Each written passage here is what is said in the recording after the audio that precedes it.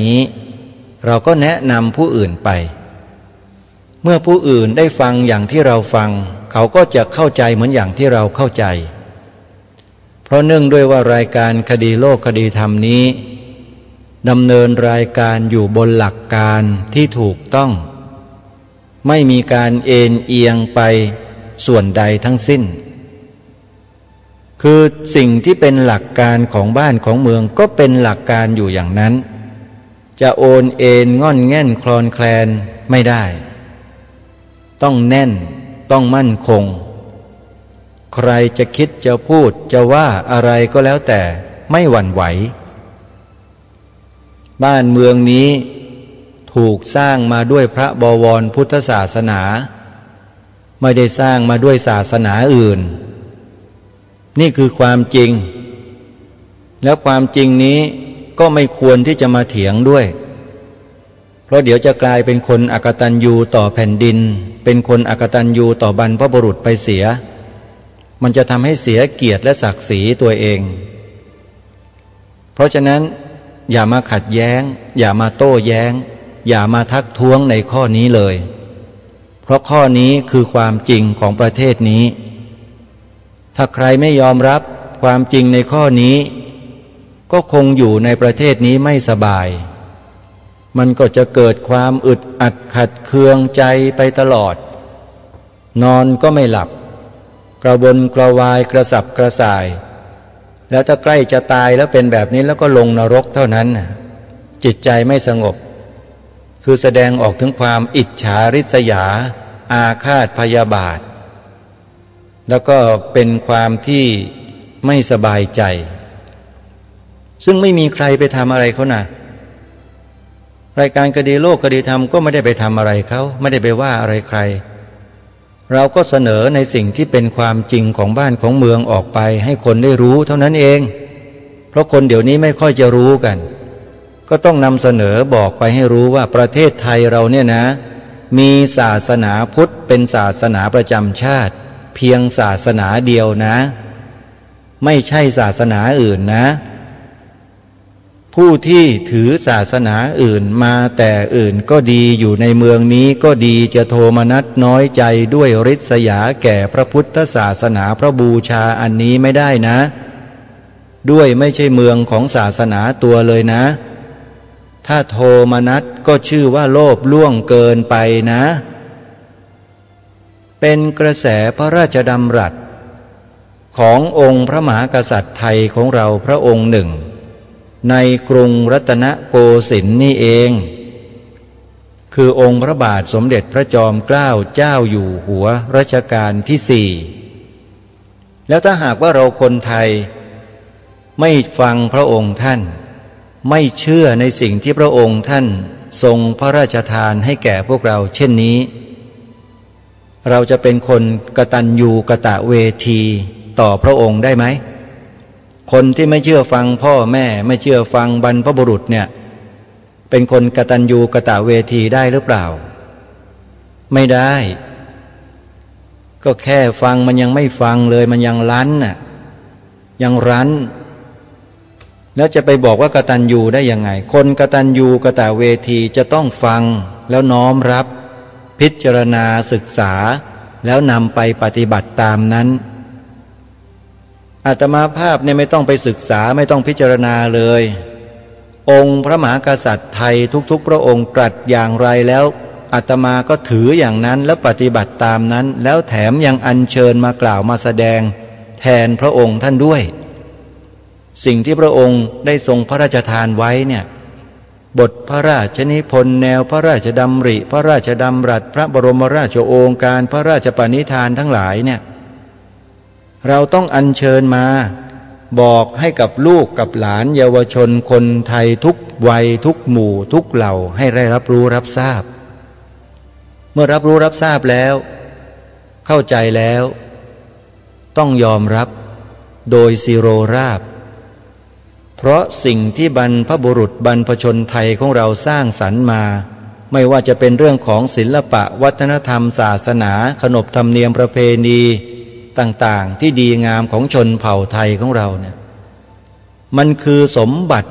ขุมทรัพย์ อันยิ่งใหญ่มหาศาลที่กินกันตลอดปีตลอดชาติหลายร้อยหลายพันชาติไม่หมดเพราะมันเป็นผลงานทางด้านวัฒนธรรมที่โลกเขากำลังกระเฮี้ยนกระหือรือศึกษาเรียนรู้อยากมาสัมผัสประเทศไทยเราอย่างที่กล่าวไปเมื่อวานว่าได้รับรายได้จากการท่องเที่ยวที่ชาวต่างประเทศมาเที่ยวในเมืองไทยเพราะพระบวรพุทธศาสนาเนี่ยมากมายมหาศาลโลโก้ที่การท่องเที่ยวเอาไปขายกินอยู่ทุกวันนี้เป็นโลโก้ของศาสนาไหนอะถ้าไม่ใช่ศาสนาของแผ่นดินเนี้ยนั่นแหละแล้วเราจะมาบอกว่าประเทศไทยไม่ได้มีศาสนาอะไรเป็นศาสนาประจำชาติสักหน่อยพูดได้ไหมคำเนี้ย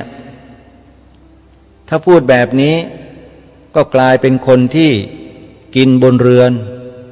ขี้บนหลังคาเท่านั้นแหละเพราะฉะนั้นพวกเราจงกำหนดจำในข้อนี้ไว้ให้จงหนักแน่นมั่นคงด้วยรายการคดีโลกคดีธรรมไม่ได้มารังสรรค์ปั้นแต่งคำพูดขึ้นมาเองแต่น้อมนำอัญเชิญกระแสพระราชดำรัสแนวพระราชดำริพระราชปณิธานพระบรมราชโองการขององค์พระมหากษัตริย์มาถ่ายทอดให้กับทุกท่านทั้งหลายพวกเราทั้งหลายได้ศึกษาเรียนรู้ด้วยกันเพื่อสร้างแนวความคิดที่ถูกตรงนี้ให้เกิดมีขึ้นแล้วดำรงมั่นถาวรตลอดไปชั่วกาลปวสานอย่าให้พวกภัยพานทั้งหลายมาถอดถอนแนวความคิดที่ดีงามถูกต้องของเรานี้ออกไปจากจิตใจของเราเป็นอันขาดไม่เช่นนั้นจะสิ้นชาติศาสนาพระมหากษัตริย์หมดไม่มีเหลือก็เพราะแนวความคิดที่ผิดเพียงแค่นิดเดียวนี่แหละจะพาชาติล่มทั้งหมดเลยเพราะฉะนั้นรายการนี้จึงเกิดขึ้นมาเพื่ออนุรักษ์นิยมใครเห็นด้วยกับแนวอนุรักษ์นิยมนี้รีบก้าวเข้ามาเป็นพวกกันได้แล้วเพราะตอนนี้เราเปิดให้ทุกท่านได้ขึ้นทะเบียนเขียนใบสมัครประกาศตนเป็นพุทธมามกะกับสภาพุทธบริษัทภาคประชาสังคมจิตอาสากันแล้วนี่แหละคือพวกเราที่เราจะรวมตัวกันเพื่อสร้างสรรค์สังคมนี้ตามแนวคิดที่บรรพบุรุษได้ทรงวางไว้ให้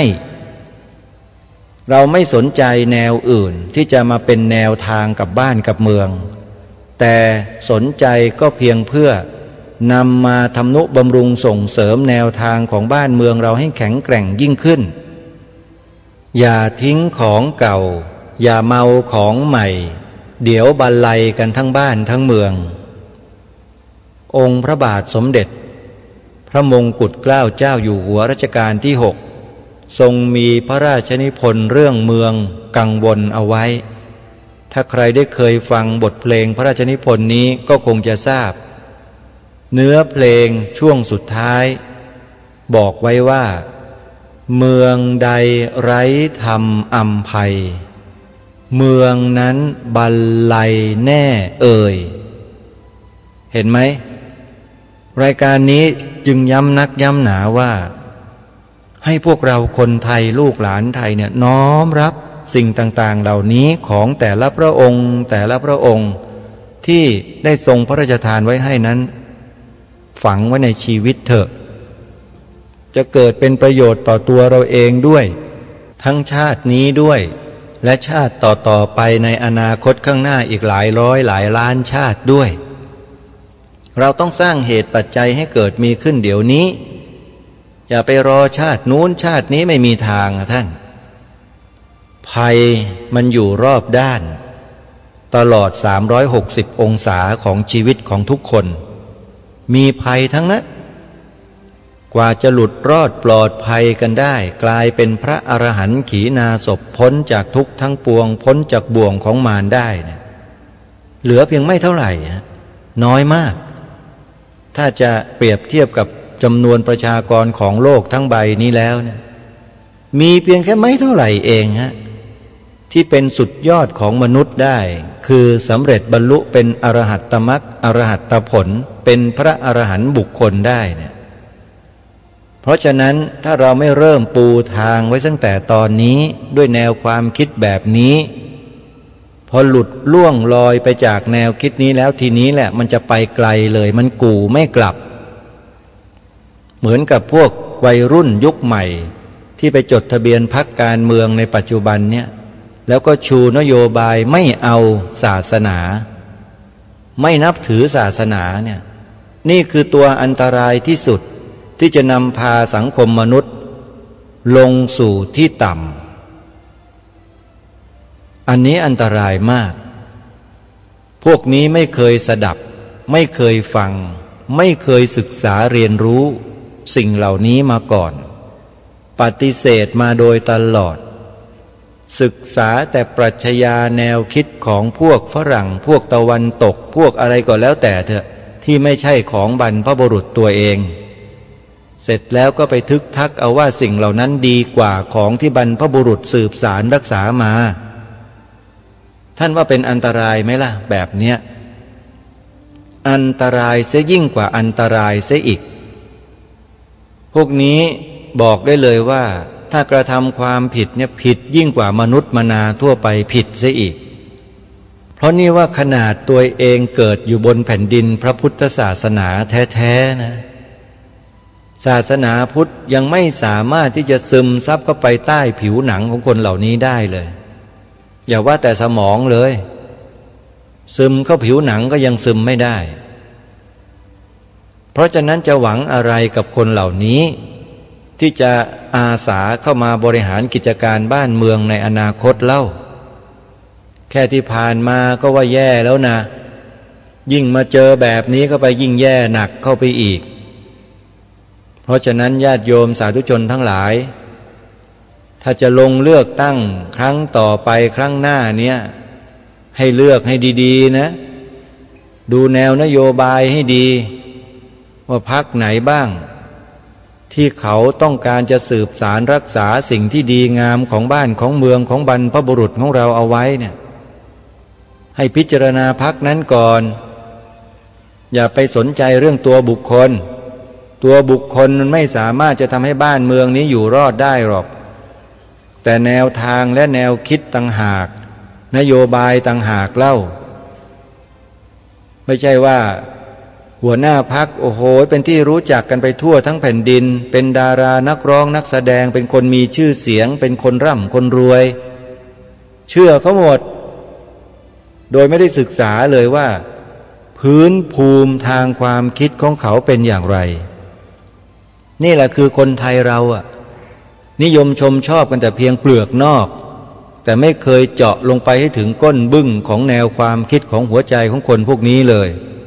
ไม่ศึกษาประวัติศาสตร์ไม่ศึกษาที่มาที่ไปอะไรต่างๆของบ้านของเมืองอะไรที่มันง่ายอะไรที่มันมีความสะดวกยึดเกาะเอาไว้หมดเห็นแก่ตัวคนก็เอาเงินมาซื้อเสียงก็ขายเสียงให้เขาเนี่ยแล้วเป็นยังไงล่ะพอเข้าไปบริหารกิจการบ้านเมืองดีไหม